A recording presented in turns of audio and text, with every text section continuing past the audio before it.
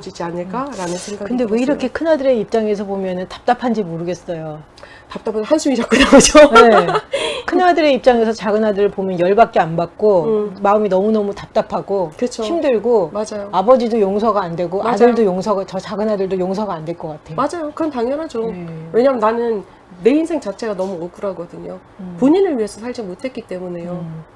왜 누가 나보고 네 인생 살지 말라고 그랬냐? 막 이러면 더 짜증나죠 이제. 그럴 것 같아요. 근데 보면 차이가 있는 거예요. 작은 아들은 자기 인생을 살았어요. 허랑방탕하게 살았지만. 아, 그러네? 그럼요. 지가 하고 싶은 거 다 하고 왔잖아요. 돈 네. 타국에 나가서 돈 쓰고 여자 만나고 뭐 파티하고 다 살았잖아요. 그래서 저 아들은 더 편하게 다가올 수 있었던 거예요. 큰아들은 아무것도 못했거든. 그러니까 일만 자기대로 했거든. 살지 못했잖아요. 그러네요. 일하는 것도 사실 자기의 열정을 위해서 있었으면 이렇게 어렵진 않았을 거거든요. 그건 거죠. 내 인생을 그러네. 사느냐, 누구를 위해서 사느냐의 문제가 이 탕자의 비유에서는 좀 강하지 않나라는 생각을 했어요. 우리가 억울한 것도 사실은 나답게 살지 못해서, 내가 내 그렇죠. 삶을 살지 못해서. 그렇죠. 우리에게 기대하는 그 기대치들, 그리고 우리에게 그 쓰여져 있는 굴레들이 이제 교회에서도 마찬가지로 우리에게 요구되는 부분들이 있잖아요. 그렇게 살다 보면, 물론 그게 행복하게 살면 괜찮은데, 행복을 넘어서 그게 짐이 될 때도 사실은 많잖아요. 나 자신을 많이 안 네. 보여줘야 되는 부분도 있으니까. 근데 그렇기 때문에 우리들이 힘든 게 아닌가라는 생각을 하게 된 거죠. 정말 욱 하고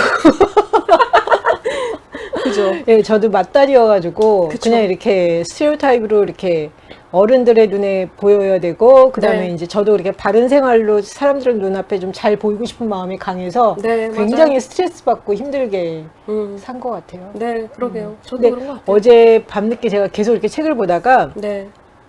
그 왜 모세가 네. 하나님한테 그렇게 물어봐요. 아니, 만약에 사람들이 나보고 누가 너를 보냈냐 그러면 내가 뭐라고 합니까? 그랬더니 거기에서 보면은 나는 나다. 나다, 예. 이렇게 얘기해. 나는, 그래서 다른 책, 어떤 책을 봤더니 그렇게 나는 나다라고 이야기하는 그 신이 네. 너한테 네. 나를 보냈다라고 해라. 네. 그래서 이게 나는 나다, 나는 나다. 이거를 요즘에 계속 여기저기에서 좀 많이 봐요. I am that I am. 네. 그래서 이게 뭘까? 근데 거기에서는 그런 이야기를 하더라고요. 구약시대에는 다 이렇게 집합적인 그 사람들이고 구조였다는 거죠. 네네. 근데 거기에서 나는 나다라는 거는 나라는 거지. 맞아요. 집합적인 그 집단이 아니라 나로서, 육생. 예, 맞아요. 예, 개인을 말을 그래서 모세를 통해서 하나님이 나는 나다라는 거를 너가 나는 나다라는 것을 보여줘라 하는 그것이다. 그래서 이게 도대체 무슨 말이야? 알 듯 말 듯, 알 듯 말 듯 하다가 그런 생각이 들었어요. 아, 결국은 어떤 집단이나 이스라엘 민족 이렇게 그렇게 가는 게 아니라 나는 나다. 그러니까 나는 나로 살고 너는 너로 살고 그 자체를 보여주는 건데, 결국 보면 이게 지금 말씀하시는 거 들어보면서 나는 나다라는 게 나로 살라는 거 아닌가. 네, 맞아요. 맞아요? 맞는 것 같아요. 저도 동의해요. 예. 그리고 이제 딱 하신 말씀이 자기 삶을 살았으면 그렇게 열받거나 욱하지 않는다. 이 얘기를 그쵸. 딱 들으니까 내가 나로 살면 내가 욱하지 않았겠죠. 그렇죠. 근데 맨날 저도 이제 다른 사람의 기대에 맞추고, 뭐 제가 세운 목표에 맞추고, 그 목표는 다른 사람 보기에 좋은 목표고, 뭐 그렇죠. 이러다 맞아요. 보니까 억울한 거죠. 억울하고 막 이랬는데, 내가 나로 사는 것도 사실은 어느 게 나야? 그것도 이제 잘 몰라서 되게 이렇게 쉽지 않은 그런 것도 있는 것 같아요. 맞아요. 헷갈려요. 그래서 자기를 알아보는 데는 되게 시간이 많이 걸리기도 한 거죠. 그러니까 제가 그 큰아들이어도 괜찮겠다라는 생각을 하게 된 동기가 뭐였냐면, 어차피 우리는 너무 많이 나 자신을 감싸고 살았다라는 생각이 드는 거예요. 그러니까 여러 사람의 기대뿐만 아니라 내가 내 자신이 좋게 보여지기 위해서 갖춰졌던 그런 이제 페르소나들이요. 근데 그거를 걷어내는 데는 시간이 장난 아니겠다라는 생각이 든 거예요. 제가 저번 주 우리 이거 촬영하고 나서 친한 동생이랑 이제 만나서 얘기를 하다가 그 이제 친한 동생이 저한테 그 얘기를 하는 거예요. 언니는 항상 이제 되게 이성적인 사람도 박미라라고 그러고 되게 감성적인 사람도 박미라라고 그래. 그리고 자기 할 말하는 사람도 박미라라고 그러고 되게 수용적인 인간도 박미라라고 그래. 그런데 이성적으로 언니가 얘기할 때, 그다음에 논리적으로 이야기할 때, 혹은 되게 이제 불편한 얘기를 또박또박 할 때는 너무 부자연스럽다는 거예요. 그래서 제가 그랬어요. 그러니까, 그래, 그것도 근데 나야. 이게 그런 걸 잘 못하는데 이제 시작한 것도 나 아니겠어? 라고 했더니, 이제 그 친구가, 이 극과 극 사이에서 이제 중간점, 제가 이제 선생님한테 얘기했던 것처럼 그 중간점의 모습이 필요하지 않을까라고 얘기를 하면서 같이 이제 좀 더 기도를 해봐야 되지 않을까 이런 얘기를 하더라고요. 근데 그 얘기를 들으면서 아 그렇구나라는 생각도 되게 어떻게 보면 많이 그렇게 들었었어요. 부자연스러운 거는 나답지 않은 걸 거죠. 수도 있다라는 거죠. 거의 그렇죠. 불편한 거는 사실은 나답지 않은 거죠. 저는 결정하는 거 되게 불편하거든요. 네. 뭐든. 근데 이제 뭐 하는 거에서 항상 결정을 해야 되고 어떨 때 계속 지시를 해야 되고 그런데 지시를 해도 내가 원하는 만큼 가져오지 않을 때는 이제 얘기를 또 해줘야 되잖아요. 그렇죠. 근데 그게 너무 불편하거든요. 막 숨이 턱턱 막힐 정도로. 근데 이제 그런 모습을 이제 그 친구가 같이 오래 보니까 이제 그 얘기를 하더라고요. 아, 불편한 거는 그래, 내가 아니라서 그런 거고. 근데, 또 그렇다고 해서 그게 또 내가 완전 아니다라고 할 수는 없는 부분이고. 불편해도 해야 될 거는 해야 되는 거니까. 그쵸. 어쩔 수 없이. 그쵸. 네. 네, 나답게 이제 하는 방법. 그러니까 그렇죠. 뭐 이성적으로 얘기하고 지시적으로 얘기해도 아, 박미라처럼 얘기할 수 있는 방법을 좀 더 해보면 좋지 않을까 이런 얘기를 하는 걸 들으면서 아, 그런 느낌을 받았거든요. 그러네요. 그러면서 이제 페르조나를 떼내야 되겠구나라는 생각을 했는데 쉽지 않은 작업이긴 하죠. 왜냐면 이제 너무 우리가 오래 나 자신을 가둬놓은 거예요. 저조차도. 나는 나다가 나답게 사는 거다. 그렇죠. 나는 나다. 하나님이 말씀하신 거는 제 느낌에는 나는 어떤 느낌이냐면 아무 것에도 나는 영향을 받지 않는 있지 사람이야. 그리고 나는 정말 확실하게 내가 누군 줄 아는 사람이야. 그래서 나는 나야 라고 얘기하는 거죠. 그게 나한테 적용이 된다면, 우리한테 적용이 된다면. 그렇죠. 그러니까 누가 뭐라 그런들 상관없다라는 거죠. 담대하게 살아라. 그렇죠. 이렇게 살아가는데 이게 박미라예요. 어떤 사람은 막 와서 비난을 해요. 어떤 사람 막 와서 칭찬을 해요. 어떤 사람 막 와서 좋다 그러고 어떤 사람 막 와서 싫다고 그래요. 그래도 나는 안 변한다는 거죠. 나라는 자체는 변하지 않고. 그렇죠. 근데 우리가 너무 이제 타인의 이제 시선이나 타인의 평가에 대해서 지나치게 예민해져 있다라는 거를 발견한 거죠. 저부터 사실은. 그래서 아 그래 뭐 남이 좋아하든 남이 싫어하든 남이 불편하든 뭐 이건 상관이 없는 부분이고 나니까 이런 생각이 들었었어요. 그러면서 큰아들도 저래 있으면 어때? 좀 자기는 이제 속이 터지고 우라병이 생길 수도 있겠지만 저 기간도 어쩌면 필요하겠다라는 생각인 거예요. 선생님 말씀 중에 작은 네. 아들은 지 하고 싶은 대로 자신의 삶을 살았다. 네. 근데 큰 아들은 자신의 삶을 살지 못했기 때문에 억울하다. 이게 저한테 굉장히 좀 들리네요. 와닿죠. 예, 네. 들려요. 예. 네. 또 제가 이렇게 책을 보니까 129페이지에서 130페이지 이런 이야기들이 나와요. 큰아들의 탈선은 분별하기가 어렵다. 왜냐하면 그 자리에 가만히 있으니까 네, 맞아요. 지키면서 열심히 사니까 맞아요. 이게 탈선했으면 이렇게 뭐 딱 선로를 이탈해서 딴 데를 가야 되는데 그것도 아니고 집에 붙어가지고 지 할 일은 하고 있잖아. 그렇죠. 그게 딱 제 모습이거든. 네. 그렇죠. 맞아요. 근데 속은 완전히 다 뒤집어져 있고 난리가 난 거죠. 겉 몸은 지키고 있는데 저는 근데 사실 최근까지 뭘 중요시했냐면 자리를 지키는 게 어디냐. 네, 예전에는 계속 이렇게 떠났었는데 떠나다 보니까 나한테 너무 손해가 막심해가지고 네. 어느 순간 힘들어도 떠나지 않는다. 네. 그래서 자리를 지키기 시작했는데 그러다 보니까 자리를 지키는데 너무 집중해가지고 네. 내가 뭘 하고 싶고 내 감정이고 뭐고 이걸 돌보지를 않았어요. 이게 지금 또 크게 문제가 되는. 그래서 이런 이야기가 있어요. 아버지 집에 있는데도 편한 느낌이 없어. 나중에는 그쵸. 엄격한 인간이 된다. 그런 사람들이. 그러니까 왜냐하면 자리 지키는데 모든 에너지를 다 쏟았잖아요. 그렇죠. 예. 여백이 없죠 그러면. 어떻게 그래 자리는 지켜야 되는 거 아니에요 그래도? 어떻게? 그거를 보면서 저는 그 생각을 한 거예요. 큰아들이 과연 네. 우리가 그러니까 얘기했을 때 두 탕자라고 얘기를 했지만 네. 정신적 그쵸. 탕선을 한 거잖아요. 네, 사실은 네, 네. 이 영혼은. 근데 그것도 몸의 탈선 자체보다 약하지 않다라고 생각이 드는 거예요. 그렇죠. 자리를 꼭 지켜야 되나? 그리고 완전히 저건 정신 분열인 거지. 왜냐하면 작은 아들은 몸과 마음이 같이 나갔잖아. 그쵸. 근데 큰 아들은 몸은 자리를 지키고 정신만 정신은 왔다 나갔어.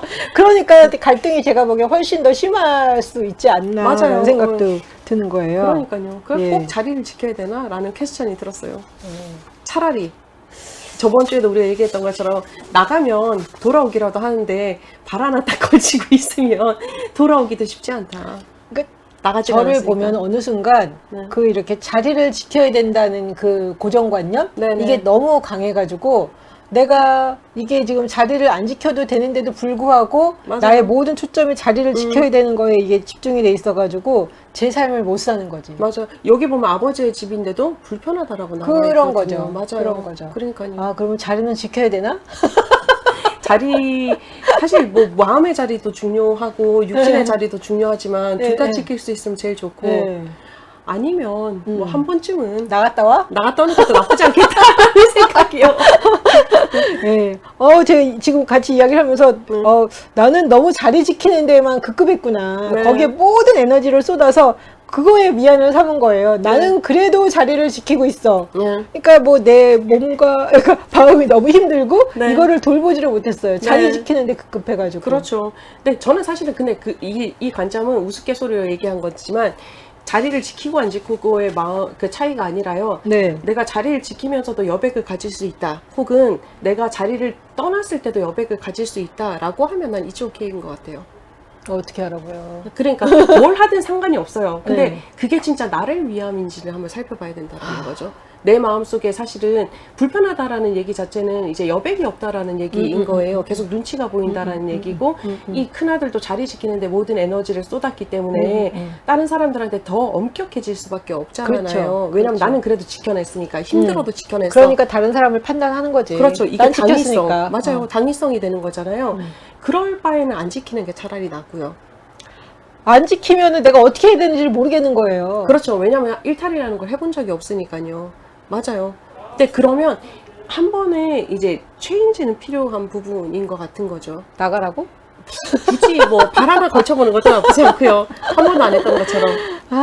저의 삶을 보면 약간 이렇게 극적인 것 같아요. 맨날 나갔다가 네. 나가서 계속 손해를 보니까 작은 아이들로 살다가 네. 야 이거 너무 손해가 많아. 힘들어도 무조건 자리는 지켜야 돼. 그래가지고 자리를 잘 지키기 시작하고 이제 처음 어느 정도는 자리 지키는 것도 훈련이니까 필요해요. 맞아요. 그러다가 어느 순간에는 내가 이제 자리를 떠야 되는데도 불구하고 떠나서 뭘 어떻게 해야 될지 모르니까 계속 자리 지키는 데만 너무 급급을 하다 보니까 여기 에너지 소진을 너무 많이 했고 그 다음에 나가려고 그래도 어디로 뭐 어떻게 나가야 되지 막 이렇게 된 고민이 제 모습을, 되죠. 네, 맞아요. 그런 것 같아요. 여기에서 우리가 해볼 수 있는 질문은 그건 거죠. 내가 자리를 지키는 자니까. 자리만을 지키는 자니까에 대한. 그러면 아버지가 이렇게 내가 언제 너보고 자리 지키라고 그랬냐? 너 나가고 맞아요. 싶으면 언제든지 해서 나는 어딜 나가냐고 또 뭐 막 그러겠죠. 맞아요. 근데 이게 그건 거예요. 성격하고도 연결이 되어 있는 거죠. 우리가 조금 더 이제 담대할 수 있으면, 용감했으면, 뛰쳐나가 볼 수 있는 용기도 있었겠죠. 네. 그리고 나면, 우리가 사실은 어디에 거해봐야 내가 이 자리가 내 자리인지 아닌지를 알 수 있는 부분인 거잖아요. 뭐 제 친구, 이제 제 그 친한 동생 중에 하나는 이제 그 친구도 이제 안수까지 받았어요. 안수까지 받았는데 교회 사역은 좀 힘들다고. 그래서 뭐 CGV 야간 그 영화관 닦는 알바 뭐 이런 것까지 했어요. 한동안 하더라고요. 그러니까 전 되게 신기했거든요. 그게 그러니까 얘는 되게 신기하네 그랬는데 어느 정도 하다가 이제 못하겠다 그러더라고요. 그러면서 이제 그 친구 하는 말이 언니 이 자리는 내 자리가 아닌 것 같아라고 표현을 했어요. 그래서 단순히 근데 그게 육체적인 힘들만이 아니라는 거예요. 자기가 할 곳이 아니다라는 걸 깨달았대요. 그래서 그게 저는 되게 부러운 소리로 들렸었어요. 그래서 자기 자리로 돌아왔어요? 아니면 아, 자기 자리를 발견하기 시작했어요? 어쨌든 자기 자리 발견하면서 계속 공부는 하고 있는데요. 그 친구가 공부는 하고 있는데 아직까지도 자기 자리를 정확하게 모르겠다라고 얘기는 하는데 그래도 한 번 나갔다 와야지 우물한 개구리를 벗어날 수 있다라는 생각은 했었어요. 그리고 그런 것도 있긴 해요. 이렇게 트라이를 해봐야지 그건지 아닌지 알지. 맞아요. 트라이조차를 안 하면 맞아요. 뭔지를 알 수 없는 것도 있는 것 같아요. 맞아요. 우물 안에 있으면 계속 우물이 세상의 전부잖아요.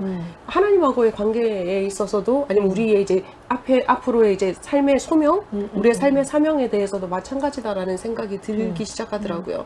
내가 우물 안에 있으면 이곳을 벗어나는 것 자체가 되게 쉽지 않겠구나라는 그쵸, 생각을 못 나가는 하죠. 거지 그 다음에. 맞아요. 무서우니까 뭘 해야 될지 모르고. 근데 그게 아니고 우물 밖으로 한번 나가보면 좀 더 넓은 세상이 있고 바다가 있다라는 게 보이는데 그런 걸 경험해보는 것도 어쩌면 은총이다라는 필요하죠. 생각에 그래서 굳이 자리만을 지키는 자니까에 대한 질문 자리를 너무 열심히 잘 지켰어.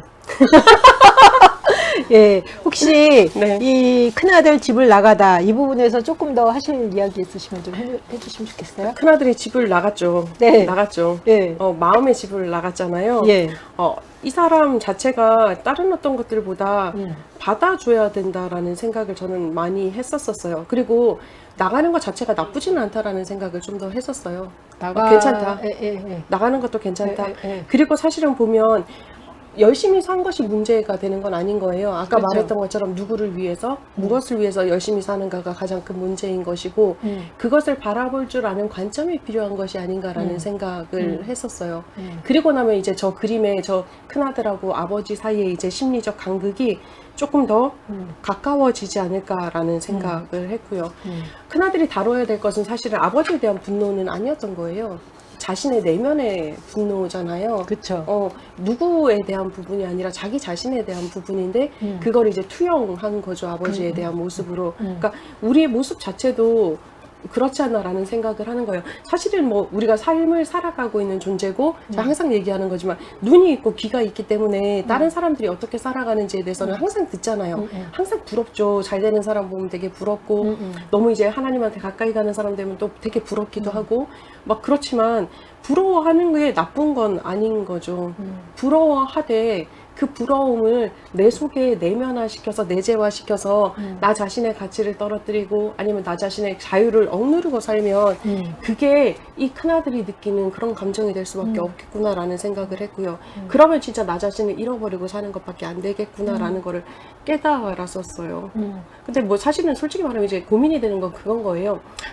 자존감에 대해서 다루는 부분인 거잖아요. 큰아들이 자기 자신을 위해서 살았다. 그래서 나 자신에 만족해서 살았다라고 한다면 이 마음이 없었을까? 좀 덜하지 않았을까? 좀 덜했겠죠. 근데 그 차이인 거예요. 아무리 우리가 자존감이 높고 내가 자족하는 삶을 산다라고 해도 늘 비교하고 늘 눈이 있기 때문에 다른 사람이 더 다른 사람한테 잘해주는 게 보일 수밖에 없다라는 거죠. 그러면 자존감 플러스 필요한 것이 무엇이냐? 바로 다른 어떤 것이 아니라 내 속에 여백이 필요하다라는 거예요. 나를 바라볼 줄 알고 그런 나를 수용할 줄 알고 오늘 오다가 이제 제가 그 유혜령 교수님 설교를 들었는데 달란트 비유하시더라고요. 한 달란트, 5달란트, 3달란트, 5달란트죠. 하는데 그 얘기를 들으면서 그런 생각, 놀라운 걸 한 가지 발견한 게 있는데 주신 만큼 찾는다는 거죠. 네? 주신 만큼 찾는다는 거예요. 난 버텨볼 건데 받은 거 없다고? 한번 들어보세요. 저도 그 생각했는데 그 현재 돈으로 환산을 했더니 너무 어마어마한 걸 받기는 받았어요. 네. 받기는 받았는데 나보다 더 큰 걸 받은 사람이 있으니까 나는 받은 게 없다라고 자꾸 느껴지는 거예요. 그런데 이제 감사할 건 무엇이냐? 나한테 하나밖에 안 줬기 때문에 하나 이상 원하지도 않으신다. 근데 그것도 사실은 좀 기분은 나빠요. 솔직히 말하면. 왜 많이 주시고 많이 찾아가시지 이런 마음이 저는 있거든요. 네. 근데 수용적 삶의 태도가 필요하구나. 나 자신의 수용적 삶의 태도를 가지기 위해서는 마음의 여백이 필요하구나라는 거를 생각하게 됐었어요. 그리고 끊임없이 노력해야 되는 부분일 수도 있겠구나. 그거는. 저는 그리고 또 하나는 예수님이 나와 아버지는 하나이니라 이랬잖아요. 네네네. 그게 나와 아버지는 하나이니라. 이게 뭔가 뭐 계속 이렇게 그래도 이제 왔다 갔다 하는데 전 네. 저 그림에서 무슨 생각이 들었냐면 네. 작은 아들이 아버지 앞에 완전히 돌아왔잖아요. 네. 돌아오면 작은 아들이 쑥 아버지 안으로 들어가는 거야. 그쵸, 맞아요. 그럼 그냥 네. 아버지가 되는 거잖아요. 맞아요. 용에 대해서 들어가는 거잖아요. 맞아요. 큰아들이 저 자기 모습을 아버지 앞에 돌아오면 아버지 앞에 또 다시 안겨. 네. 그럼 아버지 안에 쑥 들어가잖아요. 맞아요. 그럼 나와 아버지는 하나가 되는 거잖아요. 맞아요. 그래서 그냥 정말 이렇게 어떻게 보면 자기를 아는 거, 네. 내가 이런 존재를 알고서 이렇게 정말 자기를 수용하는 동시에 네. 하나님 안에 이렇게 쑥 들어가서 그냥 자연스럽게 하나가 되는 거. 네. 그게 결국 보면서 자기를 알아가는 게 가장 중요하다. 네. 예, 자기를 필요하죠. 아는 게 가장 중요하다. 그래서 제가 뭘 해봤냐면요. 작은 아들 입장에서 아버지 제가 너무 잘못했어요. 아버지 제가 돌아왔어요. 제가 품꾼으로라도 저를 써주시면 너무 고맙겠어요. 그리고 아버지한테 갔는데 아버지가 나를 너는 내 아들이라 그래서 품어줬어. 네. 그래서 내가 아버지 안으로 쑥 들어갔어. 어. 그랬는데 또 이제 아버지 입장에서 보니까 그렇게 찾아온 아들은 뭐 이렇게 야단치 보니까 그래 너는 역시 내 아들이야 이러면서 쑥 아들을 네. 받아 안아. 네. 그래서 그냥 하나가 되는 거더라고요. 맞아요. 네. 그래서 제가 이제 무슨 생각이면서 내 안에 어려움이 생길 때마다 나를 그 두 가지 입장에다 놓고 같이 이렇게 보면 이게 정말 이렇게 하나가 되겠구나. 아들의 입장에서 아버지한테 가고 아버지가 아들을 또한 받아들이고. 네. 예. 놀라운 경험이에요, 그죠? 네, 되게 좋았어요. 그래서 진작 이렇게 내가 이렇게 자리를 옮겨봤으면 훨씬 나았을 텐데 이런 생각을 좀 해봤어요. 네, 2장에서 큰아들 집을 나갔었는데요. 네.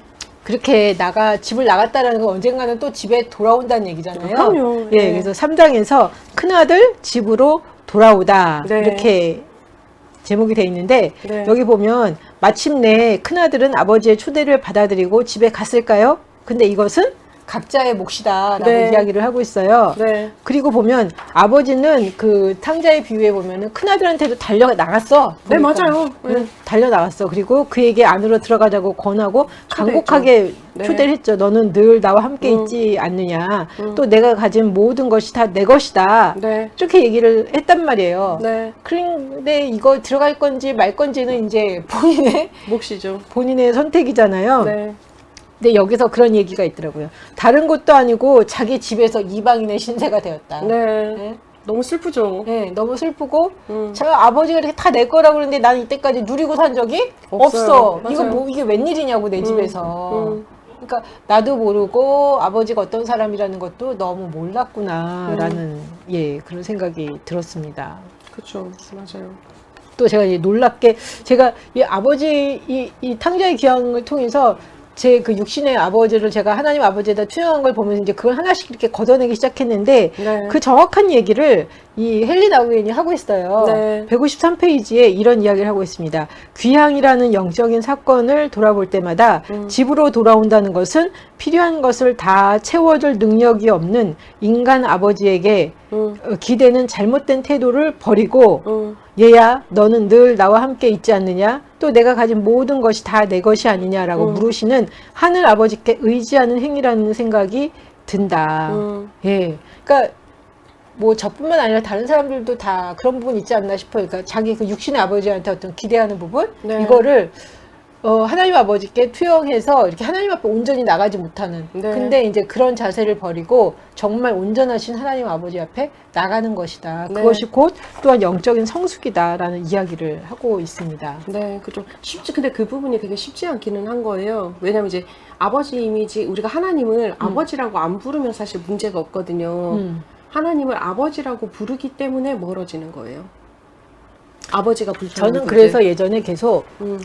아버지를 안 불렀어요. 그냥 하나님, 항상 기도할 때도 하나님 이렇게 했거든요. 근데 그럼에도 불구하고 계속 떠오르죠. 네, 아버지 이미지가 떠올랐던 건 사실이에요. 맞아요. 왜냐면 그 성경에서 계속 얘기하고 있잖아요. 그래서 그랬나 봐요. 맞아요. 그러니까 쉽지 않은데 네, 신뢰감을 회복하는 방법을 연습할 필요가 있다라는 거죠. 그러니까 우리가 걸음마 한 걸음 뗄 때 아버지가 잡아주시잖아요. 그러니까 그런 이제 한 걸음 한 걸음 떼는 연습이 정말 필요하다라는 얘기를 드리고 싶긴 해요.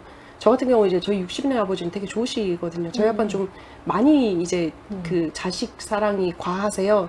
요즘에도 이제 제가 요즘에 어깨 막 등 이런 게 상태가 계속 안 좋으니까 아침에 7시에 항상 집에 오셔서 마사지 해주고 가시거든요. 대단하시죠? 조금 과하세요, 저희 아버지가. 그러니까 물론 이제 저한테는 너무 고마운 아버지죠. 그래서 저는 사실 하나님 아버지가 너무 좋은 분이에요, 저한테는. 저희 그래요? 아빠처럼. 그리고 하나님 아버지가 다 채워주실 것 같아요?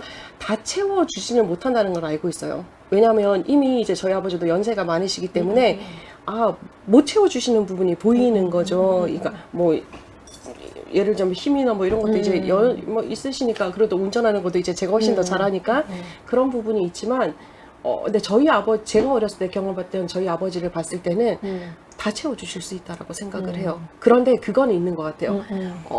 타이밍적인 부분은 있다라는 생각은 하는 거예요. 그 타이밍. 근데 그리고 또 한 가지는 이거는 약간 아버지하고 약간 다른 부분이기도 하지만 부모님 눈에 보이는 나와 그다음에 이제 내가 바라는 것 자체가 다를 수 있다라는 거를 인정하고 나니까 하나님의 타이밍에 대해서도 조금은 편안하게 기다리고 있기는 해요. 근데 여전히 이제 뭐 잘 안 해주시면 저도 삐져 있고 이런 부분은 있지만 연습은 필요하신 것 같아요. 근데 대부분 사실은 저는 되게 감사한 케이스죠. 아빠가 좋으신 분이라서. 그런데 아버지하고 관계가 좀 힘드신 분들 같은 경우는 신뢰의 경험이 사실은 조금 더 필요하다. 한 걸음씩 이거 자체가 정말 연습이 많이 필요하다라는 생각은 들어요. 그 하나님의 이미지에 그 우리의 부모의 이미지가 진짜로 많이 투영이 되어 있는 것 같아요. 완전히요. 네. 그래서 제가 아는 상담하시는 분들 중에서는 너무 열심히 기도 생활하고 금식, 막 헌금, 교회 봉사 너무 열심히 하세요. 근데 어떤 하나님을 만나고 계세요? 물어봤을 때 폭력적인 아버지. 그러니까 성경에 봐서도 구약에 이제 한 번 잘못했을 때 막 이제 땅 벌려가지고 사람 죽이고 이런 하나님 있잖아요. 왜요? 그랬더니 들어보면 아버지들이 너무 무서운 분들이었더라고요. 걔 말 안 들으면 이제 때리고 막 이런 그런 가정. 그러니까 참 안타깝다라는 생각이 들기도 해요. 그런 상황이면 기도가 제대로 안 되는 거지. 그리고 그렇죠. 그 하나님을 신뢰할 수가 없는 없죠. 거예요. 맞아요. 예. 쉽지 않죠. 예. 맨날 새벽기도 가야 되고 한 번이라도 빠지면 자기는 큰일 전투가 나고. 임할 것 같다는 거예요. 그래서 제가 기도가 쉽지 않으니까 그래도 기도 한번 속에 들어가 있어 보라고 가만히 한번 보시라고. 내가 어떤 하나님을 믿고 있고 그게 도대체 누구의 이미지를 투영하고 있는지 그쵸. 좀 확인. 그렇죠. 그것도 예. 필요하고 이제 관상 속에서 이제 진짜 네. 진짜 하나님을 만나볼 경험이 필요한 부분이니까요. 그러니까 그런 숙제를 내드리긴 하죠. 그래서 저도 되게 감사하더라고요. 아, 나도 모르는 사이에 우리 부모님의 이미지가 하나님의 이미지로 많이 투영이 돼 있고 내가 이렇게 쭈삣쭈삣하고 네. 제안하고 했던 것들이 다 거기서 오는 거였구나. 네. 원래 하나님은 그런 분이 아니신데, 아닌데. 맞아요. 예. 어떤 하나님인지 우리가 경험하는 아버지 네. 상에 따라서 다르게 보이는 거죠. 그렇죠. 네. 예. 154페이지에서부터 157페이지까지를 제가 이렇게 쭉 보니까 네. 거기에 이런 이야기가 나와요. 큰아들의 귀향이라는 개인적인 경험은 원망에 사로잡힌 사람들에게 소망을 준다. 누구나 언젠가는 마음속에 있는 큰아들이나 큰딸의 속성을 처리해야 한다. 하나님 아버지도 내게 오시지만 나도 내 편에서 길을 잃었다는 사실을 인정할 뿐만 아니라 주님을 만나서 그 손에 이끌려 집으로 돌아갈 준비를 해야 한다. 근데 내가 버텼다니까요. 난 잘못한 거 하나도 없으니까 나는 안 간다. 그렇죠. 왜냐면 나는 진짜 잘못한 게 없죠. 나는 잘못한 게 없으니까 내가 잘못한 것도 없는데 당신이 나를 이런 식으로 대접하는 걸 나는 용납할 수가 없다. 맞아요. 예. 버텨. 나 끝까지. 왜냐면 근데 그것도 사실 되게 좋은 방법 중에 하나셨던 거기는 해요. 나 자신을 지키고자 함이었잖아요. 자기 방어인 거죠. 난 잘못한 거 없으니까. 난 할 만큼으로 열심히 했으니까. 그리고요, 아무한테도 사실은 내가 내 권리를 주장하지 않으면 아무도 선생님의 권리를 찾아주지 않으니까요. 그런데 정말 그런 거 있었던 거예요. 내가 그렇게 난리를 피우는데 그냥 아무것도 더 이렇게 터치하지 않는다는 느낌? 그냥 그대로 두시는 거죠. 예. 왜냐면 섣부르게 달래서 될 문제가 아니잖아요. 그럼 그럼 깊은 아마 감정이니까 더 더 빡치셨겠죠. 그랬을 가능성도 있을 거예요. 이런 느낌이잖아요. 그래서 내가 그래 내 맘대로 갈 때까지 가볼 거야. 근데 가면서 이렇게 눈치를 한 번씩 이렇게 봐요. 이러면은 혼낼래나? 그리고 몇 번 돌아봤는데 그래도 놔뒀어. 왜 그런 줄 아세요? 근데 그거 잘 모르는데 그대로 놔두니까 좀 속이 풀리기 시작했어. 그러니까요. 기다려 주시는 분이신 거예요. 사실 놀랍죠. 우리는 그러니까 사람과의 관계성 속에서 혹시 그렇게 삐져보신 적 있으세요? 저 사람 때문에 기분 너무 있어요. 나빠. 그 사람이 이제 근데 내가 잘못해서 그 사람이 삐졌어요. 그럼 이제 몇 번 정도 기다려 주실 수 있어요? 그 사람이 그 삐진 거를 행동으로 나타냈을 때. 그렇게 못 기다릴 것 같아요. 그러니까요. 네. 우리는 사람이거든요. 근데 하나님은 끊임없이 기다려주는 거를 경험케 하신 거죠. 제풀에 지쳐서 돌아오는 거지. 그렇죠. 근데 그 시간이 꼭 필요했던 거예요. 그 시간이 없었다면, 그냥 넘어갔다면 그 감정의 미진함은 계속적으로 남아있을 거거든요. 그래서 제 입장에서 보면 그런 고비를 지나면서 하나님에 대한 어떤 신뢰는 네. 생겼던 것 같아요. 그러니까요. 네. 은총이죠, 진짜. 하나님의 은총이 하나님에 대한 있으시죠. 신뢰. 그러니까 그 다음번에 이렇게 고비가 와도 이렇게 뿌리치 흔들리지는 않고, 맞아요. 예, 좀 흔들리긴 하지만 그리고 겉으로 내색은 하지 않지만 그럼에도 불구하고 하나님 앞에 다시 나가고 싶은 마음, 하나님을 만나고 싶은 마음. 왜냐하면 하나님을 만나면 해결이 된다라는 것을 알기 때문에 네. 그런 소원함이 있어서 계속 기다리고 맞아요. 그랬던 것 같아요. 한번 살펴보면 우리가 큰아들 같은 마음을 가지는 게 모든 삶의 정황에서 그렇지는 않으실 거예요. 저도 이제 제 스스로를 보면서 이제 큰아들, 내가 되게 많이 있네라고 생각을 했는데, 어떤 부분에서 있냐, 내가 원하지 않는데 살아가야 되는 삶이 있잖아요. 그런 삶에서는 유독 큰아들이 되더라고요. 그건 내가 원치 않는다. 원치 않는다라기보다 그냥 뭐 어쨌든 나는 이제 내가 원하는 대로 살지 못했잖아 이런 느낌. 거기에 대한 보상 심리가 많은 거죠. 그럴 때 큰아들처럼 많이 삐져 있더라고요. 그래서 이 책에 사는 얘기가 큰아들이 집에 돌아오게 하는 데서 예를 들면 이제 하나님은 이미 이렇게 손을 벌리고 품어주고 있지만 맞아요. 내 편에서도 네. 해야 되는 일이 있다. 네. 신뢰하고 맞아요. 신뢰하는 훈련, 감사하는 훈련 이게 필요하다. 맞아요. 예. 들을 수 있어야 되는 거죠, 사실. 그분이 이제 나한테 괜찮아, 나 너 사랑해, 나는 여전히 너도 내 큰아들로 여겨라고 하는 얘기를 들을 수가 있어야 되는데, 그게 들으려면 여기부터 시작이 돼야 되거든요. 사람인지라 여기가 이제 괜찮아지면 귀에 들려질 거거든요. 그게 우리한테 진짜 신뢰의 훈련인 거죠. 신뢰의 훈련은 사실은 하나님의 음성을 듣는 것이고, 그 음성에 따라서 한 걸음씩 뭐 발걸음 떼는 게 사실은 신뢰, 믿음의 훈련이라고 얘기하잖아요. 그게 이제 큰아들한테는 필요하고 우리의 인생에서도 필요하지 않나라는 생각이요. 그러니까 저는 가끔 요즘에 이제 그 풍성하신 하나님 네네. 이거에 대해서 잘 모르겠다. 음, 근데 사실 보면은 뭐 아무것도 없냐? 그것도 아니야. 그쵸. 근데 이제 끊임없이 그 풍성하신 하나님에 대한 어떤 그런 욕구가 있단 말이에요. 그쵸. 그러면서 이거 어떻게 해야 되나. 내 안에 어떤 결핍을 느끼면서 끊임없이 그 풍성한 하나님, 당신이 풍성하다고 그러는데 내가 좀 그 당신의 풍성함을 좀 맛보면서 살았으면 좋겠습니다. 저 요즘에 약간 그런 기도하고 있거든요. 약간 기도를 조금 바꿔보시면 어떨까라는 생각이 든 거예요. 하나님이 주신 풍요로움을 내가 이미 누리고 있을 줄로 알고 있는데, 근데 그거를 발견할 수 있는 눈을 달라고 기도해 보시면 어떨까요? 그러다 보면 더 원리적으로는 그런 거죠. 원리적으로도 그렇고, 대부분 사람들은 우리가 가지고 있는 건 당연하다라고 생각하는 경우가 많거든요. 그런데 다른 사람한테 있는데 나한테 없을 때 그게 나한테 결핍이라고 느끼는 게 더 많아지는 거니까요. 그렇죠. 근데 우리의 관심은 나에게 이미 주어진 것보다는 결핍에 더 관심이 많은 거죠.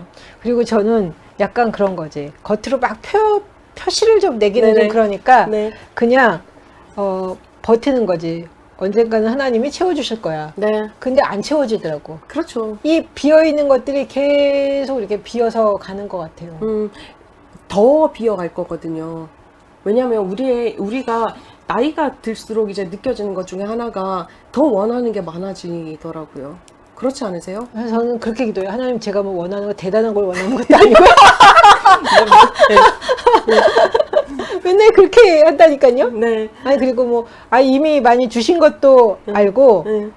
있는 거 보면 많아요. 그럼에도 네. 불구하고 아까 말씀하신 대로 자꾸만 이렇게 결핍에 내 눈이 가지 않는다라고 제가 솔직하게 얘기하지는 못하겠어요. 맞아요. 눈이 가는 거는 사실이니까. 네, 맞아요. 그게 근데 인간인 거예요. 그러면 이제 그 결핍감을 채울 수 있느냐?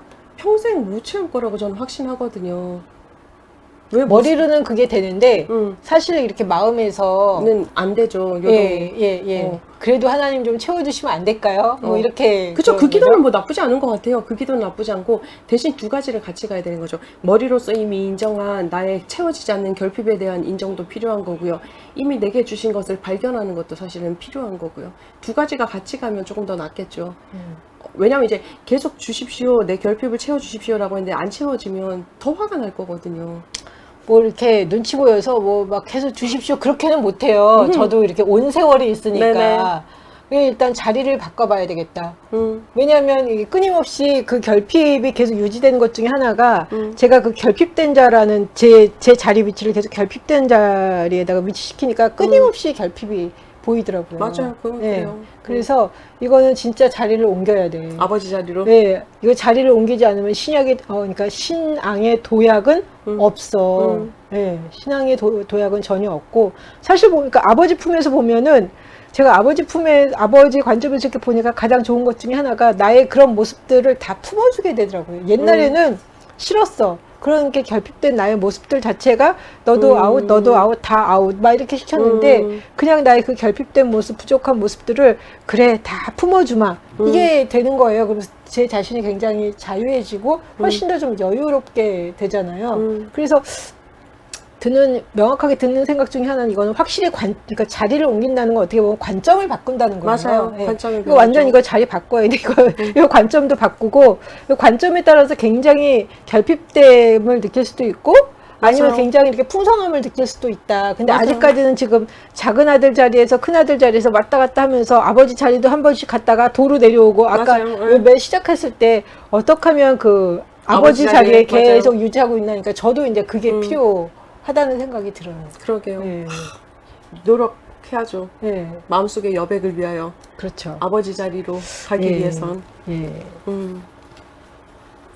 여기서 이런 이야기를 하더라고요.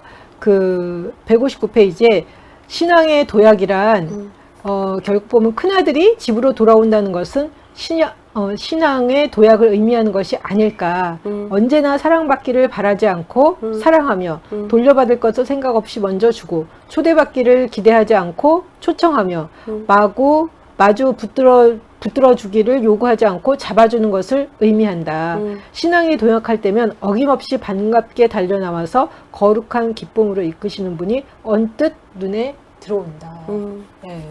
신앙의 도약. 그죠? 네. 네. 어떻게 보면 이제 큰아들 입장에서는 신앙의 도약이 필요한 때고, 그걸 통해서 이렇게 큰아들 자리에서 아버지 자리로 가겠죠? 갈 수 있겠죠. 네. 네. 네. 맞아요. 만남의 경험이 있으면. 그죠? 그렇죠. 신뢰와 감사 훈련을 통해서 마음이 회복될 수 있다면. 있다. 예. 가능하죠. 예. 3장 보시면서 네. 예. 저는 3장 보면서 이제 뭐 다른 어떤 것들보다 이제 자기로의 귀향이 필요하다라는 거를 했고요. 생각을 네. 했고 그 네. 자기로의 귀향은 네.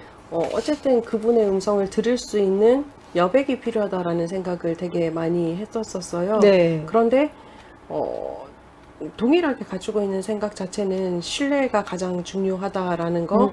그리고 자기 스스로를 다른 사람하고 비교할지라도 그들은 그들이고 나는 나다라고 인정할 수 있는 것, 그것이 있다면 아버지한테 돌아갈 수 있지 않을까라는 생각을 했고요.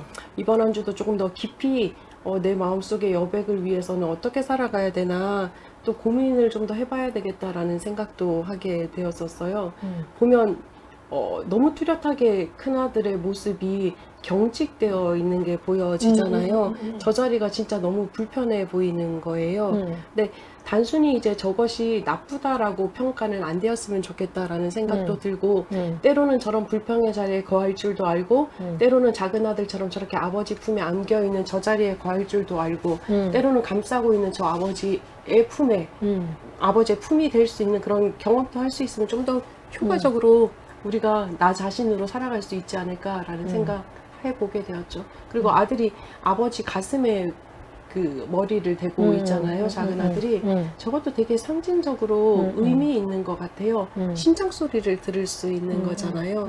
저 아버지가 자기를 맞이하기 위해서 얼마만큼 뛰어왔고 저 노쇠한 몸으로, 그러니까 그 헐떡임도 들을 수 있었을 것이고, 그것을 통해서 진짜 작은 아들이 저게 쇼가 아니라 진짜 나를 향한 아버지의 사랑이구나라는 걸 깨달았을 것 같거든요. 마찬가지로 큰아들이 저렇게 이제 서 있지 않고 아버지의 머리에, 그 가슴에다가 자신의 머리를 댈 수 있다면, 자신의 한 귀를 댈 수 있다면 자기를 향한 아버지의 사랑도 깨달을 수 있지 않을까.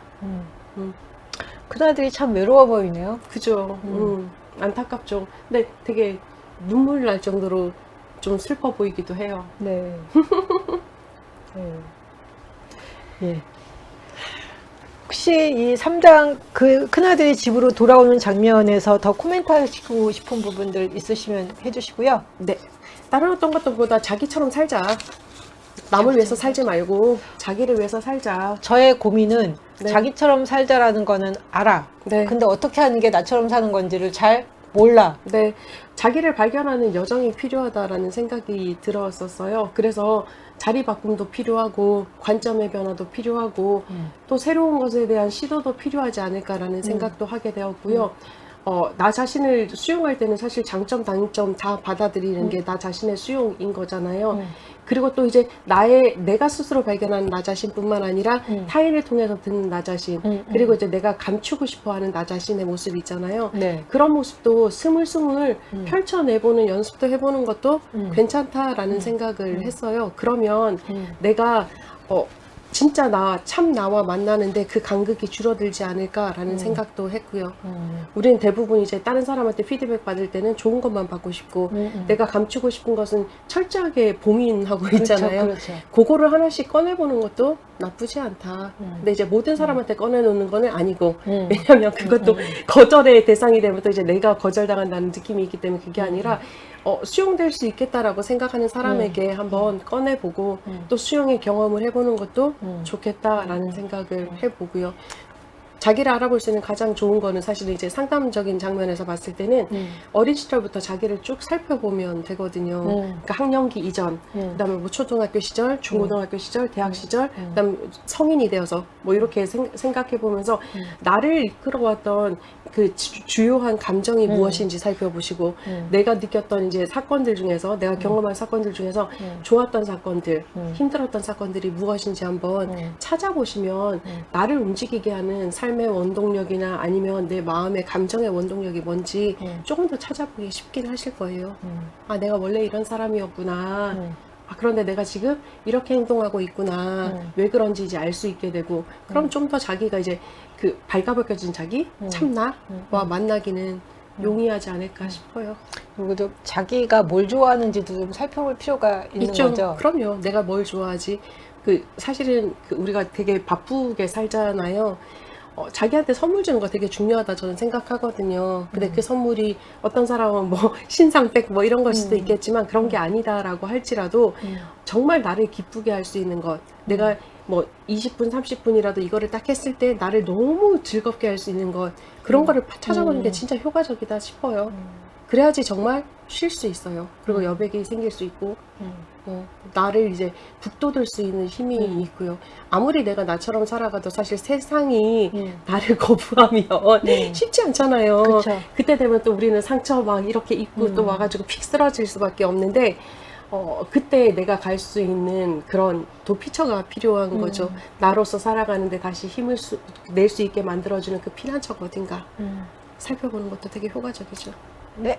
아이고, 오늘 이렇게 또 큰아들 편 같이 이야기하면서 저도 새로운 것들을 많이 깨달았고요. 되게 네. 좋은 시간이었고요. 네. 다음 주에는 저희가 네. 자리를 다시 한번 바꿔서 아버지. 아버지 자리로 옮겨서 네. 우리의 모습을 다시 한번 좀 돌아보고 함께 이야기하는 시간 갖겠습니다. 네. 예, 감사합니다. 안녕히 계세요. 행복하세요.